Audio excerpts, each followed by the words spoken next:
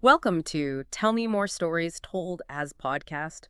Get ready for quite an adventure today because we're diving deep, really deep, into the world of a true cinematic legend. That's right. We're talking about the one, the only, Jackie Chan. Absolutely. And forget what you think you know because we've dug up some, well, genuinely fascinating, almost unbelievable stories about his life and career. Our mission today really is to trace that incredible path he took from his early days in Hong Kong right through to global Hollywood stardom. We want to pinpoint those key moments, the unique things that made him Jackie Chan, this global phenomenon. Exactly. We're looking at the whole journey, trying to understand what makes him tick, what makes him so enduringly popular. So prepare for some surprises, maybe a few aha moments as we unpack the incredible story. Okay, so where do we even begin with someone like Jackie Chan? His origins. Right. Well, he was born Chan Kong-seng. That was his birth name. Chan Kong-seng. In British Hong Kong, April 7th, 1954. But the family story is immediately quite dramatic. How so? Well, his parents, Charles and Lili Chan, they were actually political refugees. They fled the Chinese Civil War. Wow. Okay. So turbulence right from the start. Absolutely. Yeah. And here's a real twist. His father, whose original name was Feng Delong, apparently worked for a time as a secret agent. Get out! A secret agent! Like, actually. And Kuomintang ruled China, yeah. He later changed the family name to Chan when they got to Hong Kong, likely for safety. That is incredible. It sounds like a movie plot itself. Doesn't it? And interestingly, Jackie later embraced his father's original surname, Fang.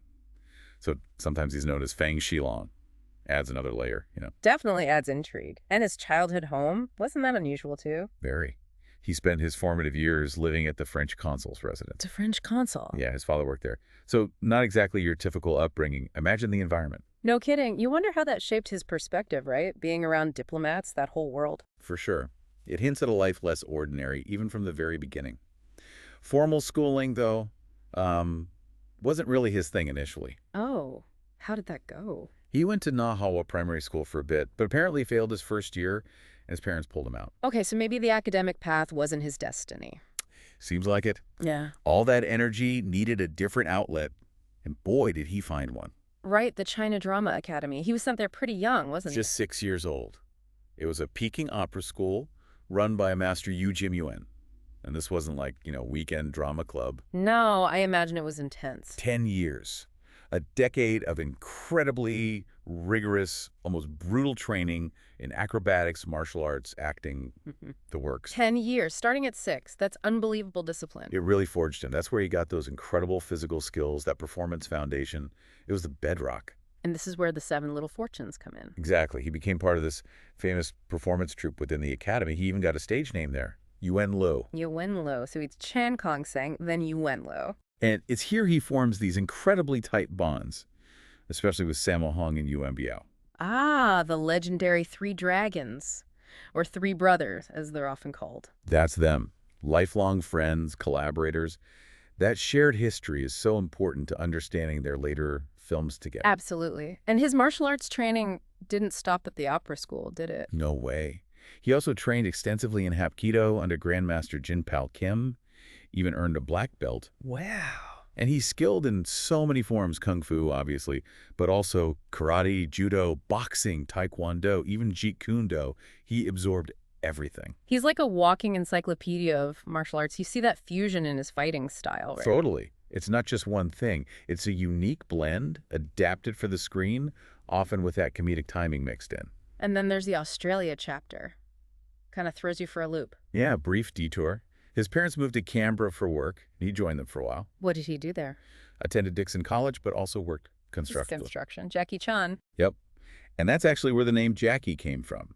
A fellow builder called Jack took him under his wing, and little Jack became Jackie. No way! That's the origin, from a construction site in Australia. That's the story. So Chan Kong sang to Yuen Lo to Jackie. Yeah. Quite the evolution. That's fantastic. Okay, so he's got this incredible physical training, this varied background. How does he get into films properly, his early career? Well, he'd actually been doing bits in films since he was tiny, like 5 years old. 5? Seriously? Yeah, small roles. Appeared in a film called Big and Little Wong Tin Bar back in 1962. Wow. And other small parts in the 60s, like in King Hugh's Come Drink With Me, which was a a pretty influential film. So he was around sets, learning the ropes from a young age. Exactly. Then in 1971, after appearing in A Touch of Zen, another classic, he signed with a company called Great Earth Film Company. Okay, things are getting more serious. And he wasn't just acting. He was doing stunt work. Really dangerous stuff. Including 4. Bruce Lee. Yes. He was an extra and stunt double in Fist of Fury and had a small part in Enter the Dragon. That's amazing. Working on Bruce Lee films. Did they know each other well? Maybe not well, but Sammo Hung actually helped Jackie get those gigs. That connection again, see? The Three Brothers connection paying off early. And he was learning choreography, too. He worked as a martial arts choreographer for John Woo on The Young Dragons in '74. Soaking it all in. Performer, stuntman, choreographer. Building that foundation. Yeah. Which leads us to his big break, right? The transition to stardom around 1976 onwards. Yeah, how did that happen? He was doing stunts, small parts. A producer named Willie Chan, no relation, saw his stunt work and was really impressed. He saw potential beyond just stunts. Yeah.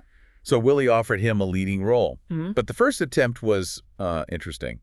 He starred in Lo Wei's New Fist of Fury. New Fist of Fury. Sounds like they were trying to. Exactly. Making the next Bruce Lee. They even changed his stage name again to Cheng Long. Cheng Long, meaning? Becoming the Dragon.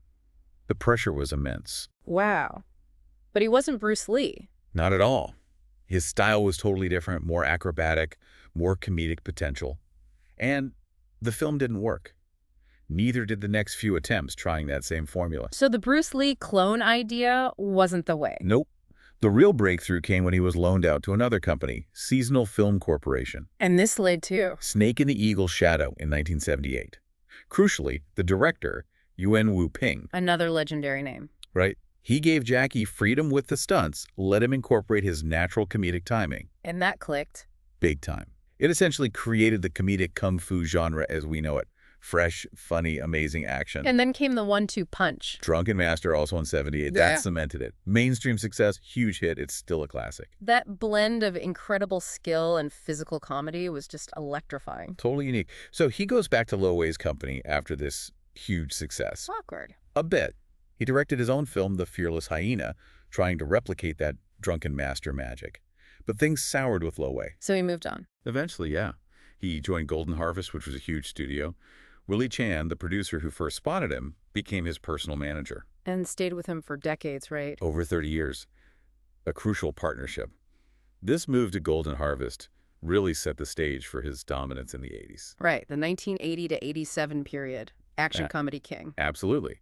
He actually made his first Hollywood attempt then, The Big Brawl, in 1980. How did that go? Didn't really take off. He also had a small part in the Cannonball Run in '81. Oh, yeah. Star-studded cast in that one. Huge hit worldwide. And apparently, seeing the outtakes they used at the end of that film inspired him to do the same in his own movies. The famous Jackie Chan blooper reels. That's where it came from. Seems so. Genius move, really. Made him seem so human, despite the crazy stunts. Totally. But his early U.S. films weren't huge hits for him personally. Not really. Especially after The Protector in '85 kind of flopped. He pulled back from the U.S. market for a bit. Focused on Hong Kong. Yeah, and he was massive there. And across East Asia, especially Japan, films like The Young Master, Dragon Lord, they were huge.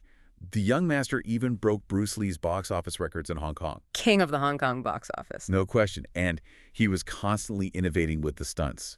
Dragon Lord had some insane sequences. There's this one fight scene, that backflip from a loft. Yeah. Apparently, it took something like 2,900 takes to get one part right. 2,900 takes. That's dedication bordering on obsession. Unbelievable commitment. Yeah. And then came the collaborations with his opera brothers. Sammo Hung, Yuen Biao, The Three Dragons Ride Again. Starting with Project A in 1983. That film really defined his signature style. How so? Dangerous stunts, brilliant martial arts, slapstick comedy, all perfectly blended. It won Best Action Design at the Hong Kong Film Awards. It felt new, exciting. It really did. That clock tower fall. Iconic. And the chemistry between the three of them was amazing. They did Wheels on Meals, the Lucky Stars films. Great stuff. A golden era for Hong Kong action comedy. Totally. And during this time, Jackie also directed and starred in the first Police Story. 1985. Absolute classic. The stunts in that mall sequence. Yeah. Through the glass. Insane. So many dangerous stunts. It won Best Film in Hong Kong that year. Deservedly so. He was putting his body on the line like no one else. And then Armor of God in '86. That was his biggest Hong Kong hit up to that point. He was playing the Asian Hawk, this Indiana Jones type character. Right. He was truly at the peak in Hong Kong. But Hollywood was still calling, wasn't it? Leading into the late 80s, 90s. Exactly. The period from '88 to '98, that's when he really breaks through globally, especially in America. But he kept making Hong Kong films too, right? Sequel? Oh yeah, Project A Part 2, Police Story 2, which won Best Action Choreography, then Armor of God 3, Police Story 3, Super Cop. Super Cop. That got him a Best Actor award, didn't it, at the Golden Horse Awards? It did. Recognition for his acting, not just the action. And then Drunken Master 2 in '94. Oh, masterpiece. Many say it's even better than the first. It's on Time Magazine's all-time 100 movies list. Incredible film, just breathtaking action. Police Story 4, First Strike followed, more success domestically. So by the mid-90s, he's arguably the biggest action star in Asia and Europe. Easily. But North America was still kind of lagging, mainly home video success. Why do you think it took longer there? Hard to say. Maybe the style was just different. He was careful to turn down villain roles, like in Demolition Man. Didn't want to be typecast. Smart move. Protecting his image. Then came Rumble in the Bronx in 1995, released worldwide. Ah, yes. That felt like the one that really cut through in the U.S. It did. Gained a real cult following. It was just so different, so high energy. The hovercraft scene. The multi-story car park fight. Exactly. Then Super Cop, the U.S. release of Police Story 3, did pretty well in '96, paving the way. For the big one. For Rush Hour, 1998, him and Chris Tucker. Game changer. Total blockbuster. $130 million just in the U.S. Huge. That chemistry was undeniable. Made him a proper Hollywood star overnight, almost. And he released his autobiography that year, too. I Am Jackie Chan. Perfect timing. Yet, suddenly everyone wanted to know his story. Estimated 15-minute mark reached. Okay, stepping back for just a second, if you're enjoying this deep dive into Jackie Chan's amazing story and you want more explorations like this, definitely hit that subscribe button. You won't want to miss what we uncover next here on Tell Me More. So, Rush Hour explodes. He's a global superstar now. What happens next? This is like 1999 to 2007, Hollywood stardom, but also trying different things. Right. He did his last Golden Harvest film, Who Am I, in '98. Then he actually produced and starred in a romantic comedy. Gorgeous. With Shuki. Yeah, deliberately less action-focused. Showing another side. He even did a video game, right? Jackie Chan Stunt Master. Huh, yeah. Provided his voice and motion capture. Embracing technology. And more Hollywood hits followed. Shanghai Noon with Owen Wilson. Great chemistry there, too. And the sequel, Shanghai Nights, which had that fight with Donnie Yen. First time they fought on screen. Two legends going at it. And of course, Rush Hour 2. Yeah. Even bigger than the first. Massive. But then he did a couple of films that relied more heavily on special effects. Yeah. Like The Tuxedo and The Medallion. Yeah, those didn't land quite as well, did they?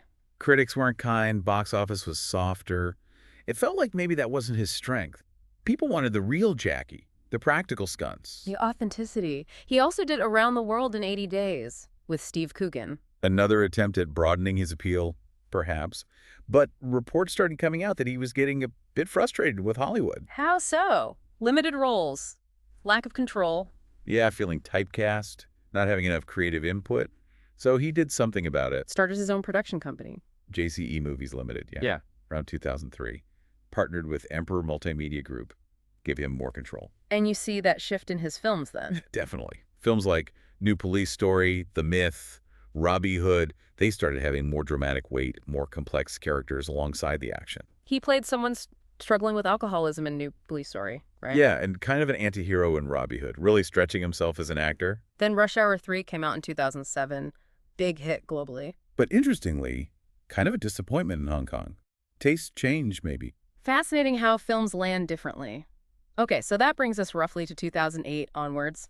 Still going strong, but the style keeps evolving, doesn't it? Absolutely. He finally collaborated with Jet Li. The Forbidden Kingdom. Fans waited years for that. Yeah, huge event for martial arts fans. And he voiced Master Monkey in Kung Fu Panda. Perfect casting. He was great in that. Then he did something really different. Shinjuku Incident in 2009. That was the one with no martial arts at all. A serious drama. Exactly. Playing a Chinese immigrant in Japan. Yeah. A really gritty, dramatic role. Showed incredible range. Bold move. Stepping completely out of his usual box. Followed by films like The Spy Next Door, Little Big Soldier, then the Karate Kid remake with Jaden Smith. Oh, he was fantastic in that. As Mr. Han, his first real dramatic American film role, and he nailed it. Got a lot of praise for that performance. More nuanced mentor role. then a supporting part in Shaolin. And then his 100th movie. 1911, released in 2011. Historical epic. He starred, co-directed, executive produced. Monumental achievement. Co-directing again. And tackling history. Big stuff.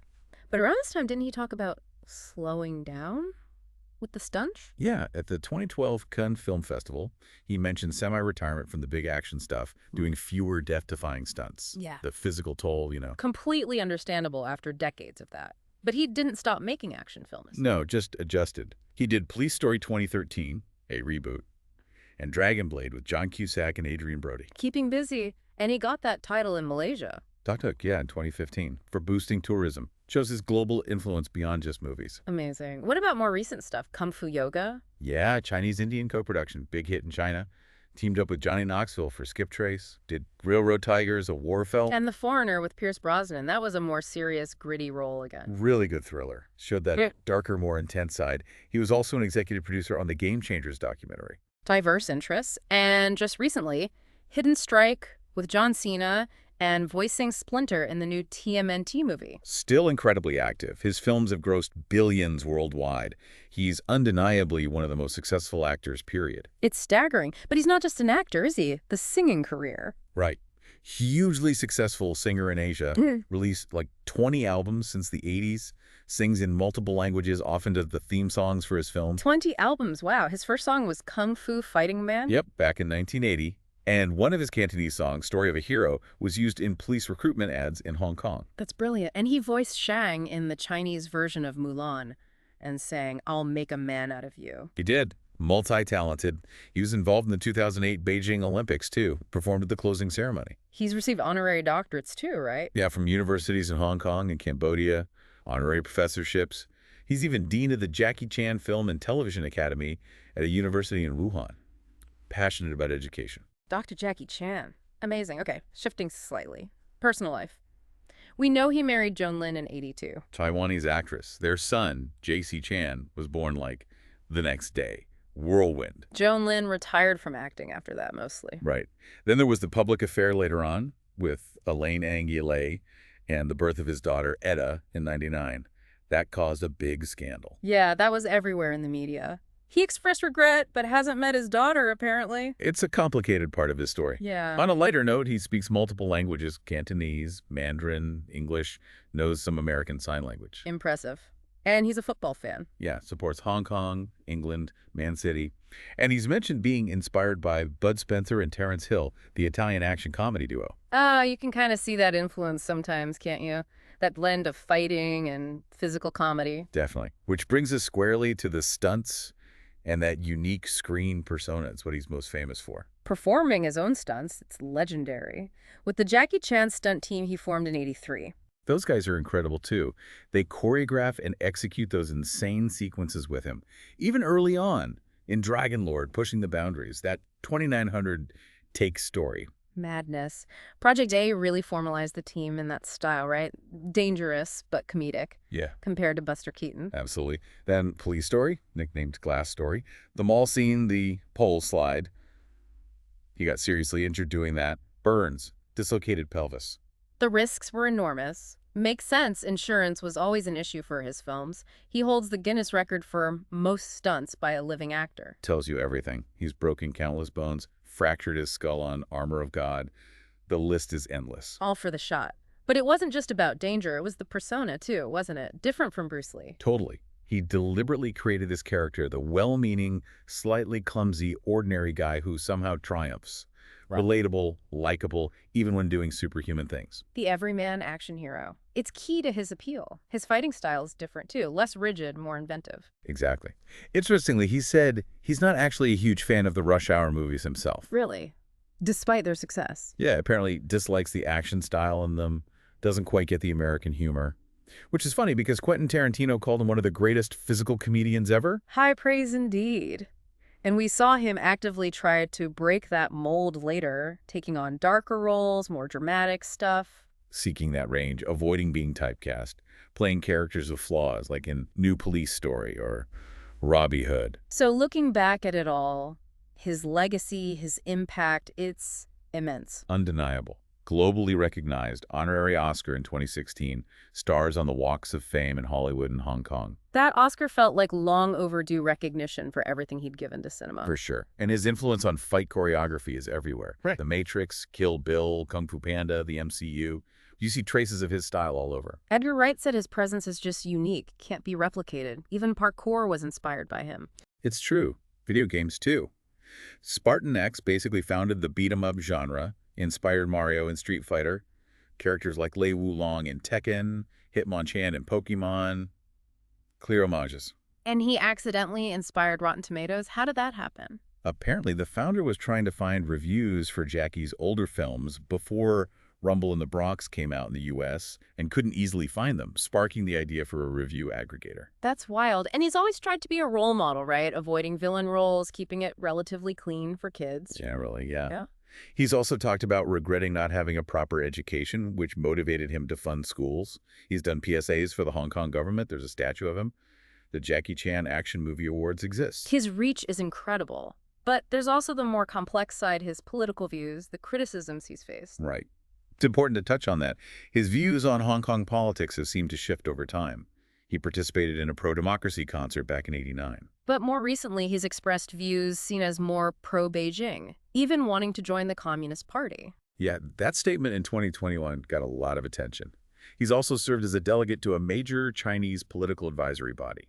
And some of his comments about Taiwan or Hong Kong being a city of protest or needing control in China, those sparked controversy, didn't they? They certainly drew strong reactions, yes, especially in Hong Kong and Taiwan. Plus, the whole situation with his son's arrest for cannabis use, given Jackie was an anti-drug ambassador for China, that must have been difficult. He publicly called it shameful, expressed anger. He's also been critical of the U.S., calling it most corrupt.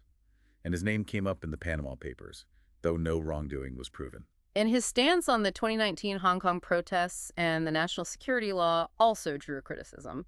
It's definitely a part of his public image that's generated debate and differing opinions. We're just reporting what's been documented. Absolutely. Okay, shifting to happier ground, perhaps his business side and philanthropy.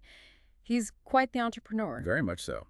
Owns production companies, a cinema chain in China, JCE Movies, Jackie Chan Theater International. Clothing line, restaurants like Jackie's Kitchen, cafes. Even a racing team.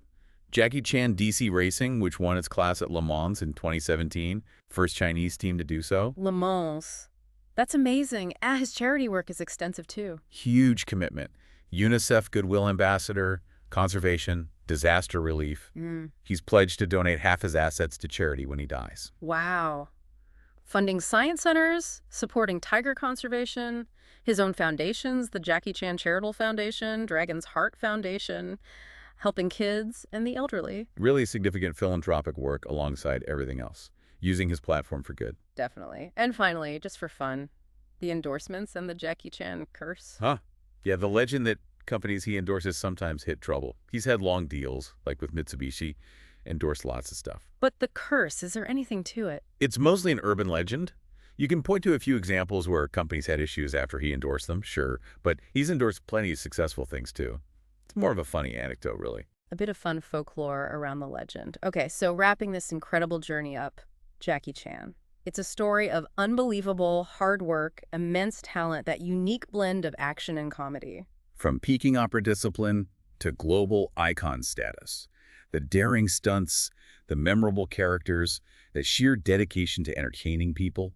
Holding the Guinness record for stunts just says it all, doesn't it? It really does. What's the one thing that really stands out for you from all this? His dedication, the comedy, the evolution. For me, I think it's the sheer resilience, the injuries, the career shifts, the pressure, and still constantly innovating and entertaining for decades. It's a remarkable longevity. Absolutely. So here's a final thought for everyone listening. Beyond the incredible action, the laughs, Jackie Chan's career is this amazing meeting point of Eastern and Western film traditions.